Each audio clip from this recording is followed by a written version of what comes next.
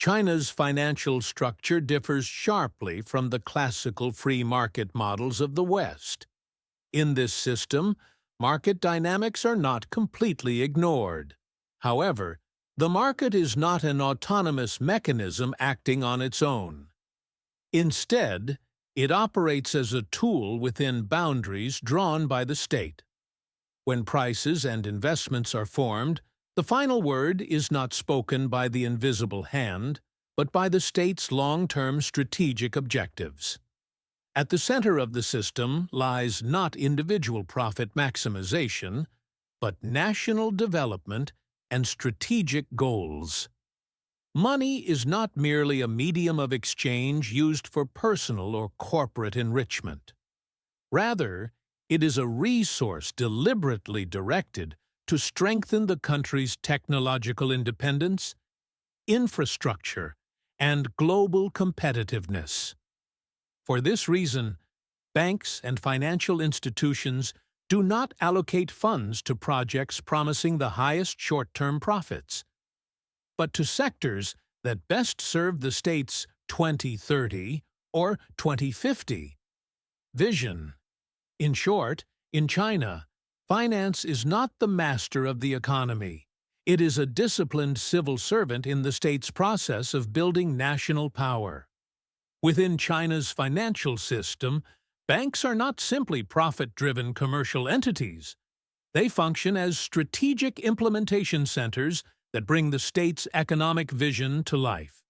The Big Four banks, ICBC, China Construction Bank, Agricultural Bank of China, and Bank of China, holders of the world's largest assets, prioritize fulfilling the nation's industrial and technological agenda over distributing dividends to shareholders.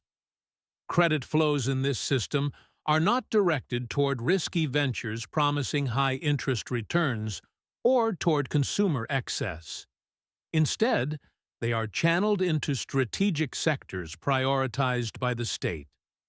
If Beijing defines an area such as artificial intelligence, green energy, or domestic semiconductor production as a matter of national security and power, state banks release low-cost, long-term financing into these fields like rivers.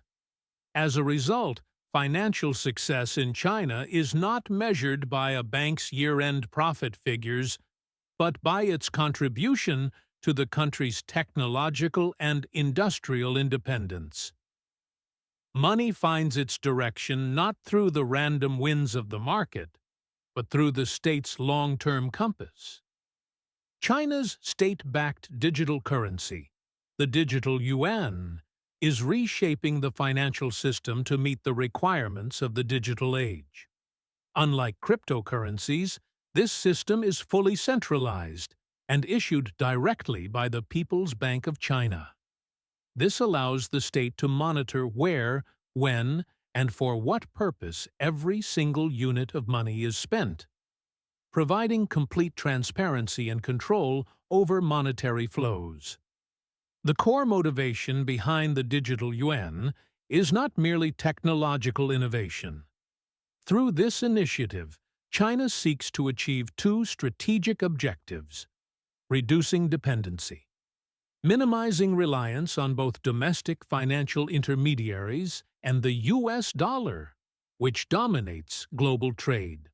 Global challenge: creating an alternative to dollar-dominated systems such as SWIFT in international payments, thereby carving out an independent and powerful path in the global financial order. In short, the digital yuan is not simply a contactless payment tool for China. It is a strategic shield that grants the state absolute oversight over the market and protects the country against global financial sanctions. Unlike Western economies, the People's Bank of China, PBOC, is not an independent institution. It does not act as a neutral referee detached from political authority. Instead, it functions as an executive arm operating in direct alignment with the Chinese Communist Party and state policies. Its primary mission is not autonomous decision-making, but providing a financial foundation for nationally defined strategies. This dependent yet highly coordinated structure gives China extraordinary mobility during crises. When market balances are disrupted or economic goals come under threat, interest rates, credit volumes, and liquidity levels can be altered rapidly, decisively, and centrally. Decision-making is not bogged down by prolonged debate. It is shaped by the immediate needs of the state.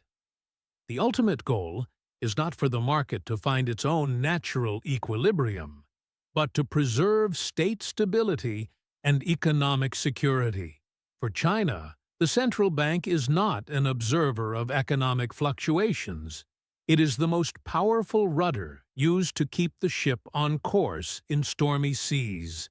China's economic miracle has been financed largely through debt-driven, massive investments.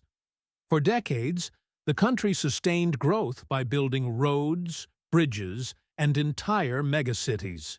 However, this process also created a colossal bubble, particularly in the real estate sector. Today, this sector, accounting for nearly a quarter of the Chinese economy, has become both the system's primary engine and its most fragile link. China's approach to financial crises differs fundamentally from the Western too-big-to-fail doctrine. When the state determines that systemic stability will not be threatened, it may allow even the largest corporations to default or be liquidated. The message is unambiguous. Market actors that exceed state-defined limits and take excessive risks will bear the consequences. This policy reinforces discipline while reminding all participants that ultimate authority lies with the state, not the market. As a result, China's financial system appears highly resilient and powerful due to centralized control. However, beneath this strength lie significant vulnerabilities, including enormous debt burdens and a fragile real estate sector. Today, the Chinese state is walking a narrow path, attempting to deflate these bubbles gradually without triggering a systemic collapse, while at the same time preserving economic momentum and social stability. The Chinese model demonstrates that financial power can be generated not only through freedom and free markets, but also through strict discipline and state coordination. Capital is not treated as an autonomous force driven by market sentiment, but as a strategic resource directed toward long-term national objectives. This approach enabled China to rise from widespread poverty to global superpower status within a historically unprecedented time frame. Yet this rapid development machine comes at a substantial cost. Individual economic freedom is limited, and investors, entrepreneurs, and citizens are expected to align their financial behavior with state priorities. Capital flows are guided toward collective strategic goals, meaning innovation and market spontaneity often collide with rigid political boundaries. In this system, efficiency is maximized, but personal financial autonomy is constrained. Ultimately, the Chinese model represents a sharp trade-off between control and freedom. It delivers remarkable results in strategic sectors while confining financial independence within clearly defined limits.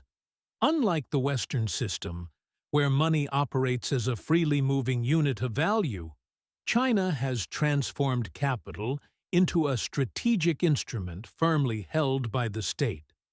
Money in this framework is used not only for trade, but to build ports, secure critical technologies, expand geopolitical influence, and bind developing nations into long-term economic dependence.